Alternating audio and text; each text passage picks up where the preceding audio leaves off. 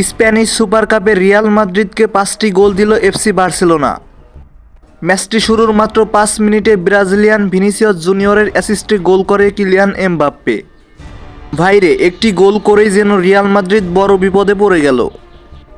ম্যাচের মাত্র 22 মিনিটেই বার্সা বয় লামিন ইয়ামালের গোলে ম্যাচটি 1-1 গোলে সমান হয়ে গেল। ভাইরে, এটাই শেষ নয়, পরবর্তীতে পেনাল্টিতে গোল করে লিওনদস্কি। এতেই শান্ত হয়নি বার্সার ছেলেরা। এরপর রাপিনহার জোড়া গোল এবং অ্যালেক্স বালদের গোলে মাত্র 25 মিনিটে 5টি গোল করে এফসি বার্সেলোনা। ভাইরে, রিয়াল মাদ্রিদের সবচেয়ে বড় দুর্বলতা হলো তার ভাই বার্সেলোনা। ভাইরে, এই দুঃখ বোঝার মতো কেউ নেই। ভাইরে, আমাদের রিয়াল বার্সাকে দেখলেই যেন দুর্বল হয়ে পড়ে।